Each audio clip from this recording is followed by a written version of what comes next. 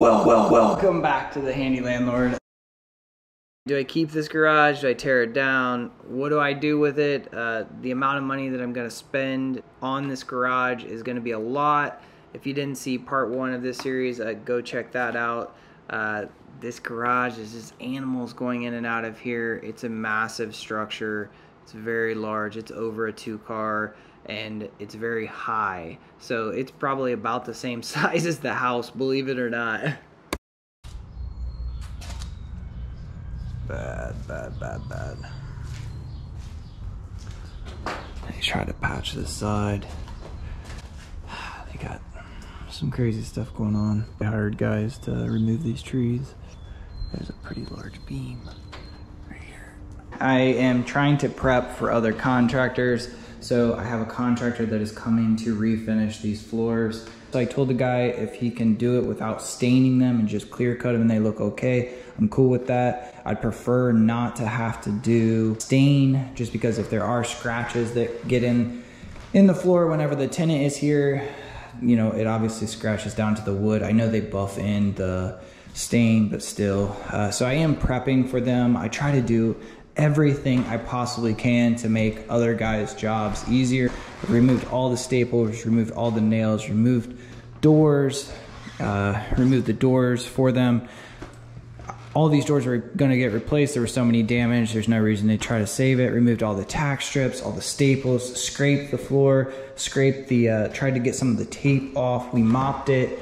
Really just try to make their jobs easier. I just want them to come in, have a problem-free, you know, job, go smooth for them, and hopefully they do a great job and I get better results. That's the idea anyways. I don't know if it works out always, but sometimes it seems to. Like up here at the front door, I just split that piece of wood so that they can refinish all the way up to the front there. So this is the house that got broken into, and they stole the copper. My wife went out and actually bought me this ring system. So far it's been pretty good. I'm still in the trial period. Every time motion goes off, it alerts my phone. I haven't signed up for the subscription. I am not a person that likes subscriptions. I don't want any subscription. I can't stand the monthly charges. I'm currently working in the bathroom. There's my cell phone. So this is the house that I had all of the copper taken. Here are all of the scraps. I want to show you guys a quick little tip. If you are replumbing an entire house, I normally go through, and what I will do is actually take little pieces of PEX, just like this, blue and red, and I will mark all of the copper. Let me show you how to do that.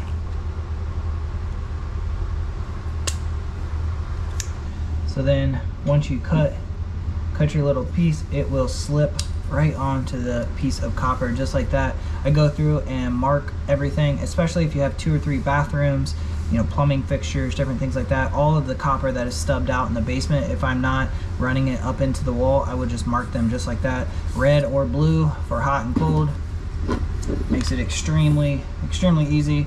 So on this job, I'm not gonna do that. I'm just replumbing everything, but I wanted to show you a few of the things that I like to use. I like to use these copper stub outs, and then a lot of times if there is no backer wood here, I will just add a piece of wood, drill a hole in it, and then I will just attach them directly to the wood just like that. I do not like bringing PEX into the wall and out. I think that is very hokey, and it's like the PEX moves all around, and yeah, I don't know. And then I will do the same thing over here for the toilet. I just attach it to the stud, and then I'll probably move this one up a little bit, because they always put them extremely low to the floor. I always like to make sure that I have it up high enough so my trim doesn't get involved in it and it's, you know, popped up there. I use high-rise toilets anyway, so it'll be out of the way. And then anytime I'm in here, I just like to go ahead and replace this, use a no-hub band up here at the top, and then go ahead and replace this setup. Yeah, you get this clean PVC that's free-flowing. Get it down at least into the basement so that you can add, you know, replace that section later. So this is the way that I like to stub it out. These are about $8. It's a little bit pricey, but I use compression just for serviceability of them. I haven't had any problems on them, so I just continue to use them. Same thing down there. Remove this sump pump. This sump pump is brand new, and it's been clogged maybe 3 times. just on me working on this place, and I'm just like, I pulled so much stuff out of the sump pump. Look what else is down there. There's just all kinds of stuff down in the sump pump. Here's even a breaker. There's even a breaker. That's an old breaker. Working on the shop vacuuming it out. Unfortunately, I don't have my big shop vac, but there's just all kinds of junk down here that is causing all kinds of. Hey, mom. Hey, mom. Hey, mom. I found the car keys. Don't worry. I found the car keys, mom. Where have they been? Oh, down the sump pump. So anyways, I pulled all kinds of Christmas ornaments out of this sump pump. All kinds of good stuff. Tape. Yeah.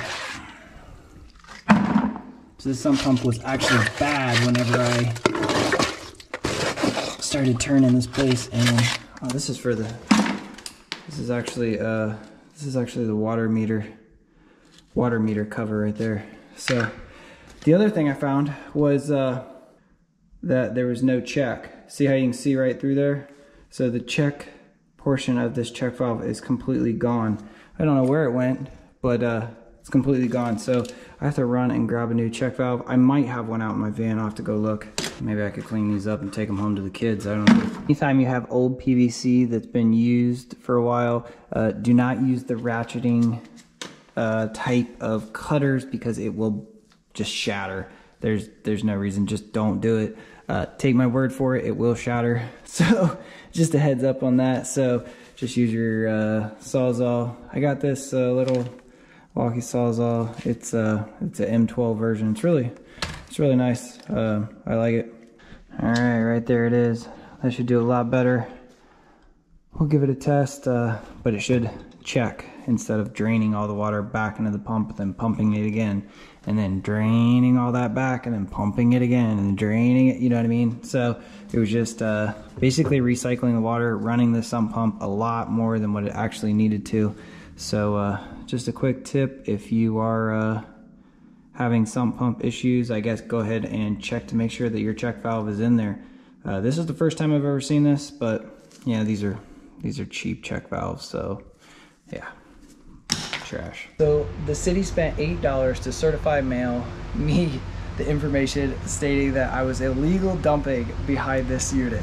Now I gotta go show you what they're talking about, be illegal dumping. $8 they spent. They sent somebody out here to take pictures. I'll show you the pictures. I am just absolutely blown away.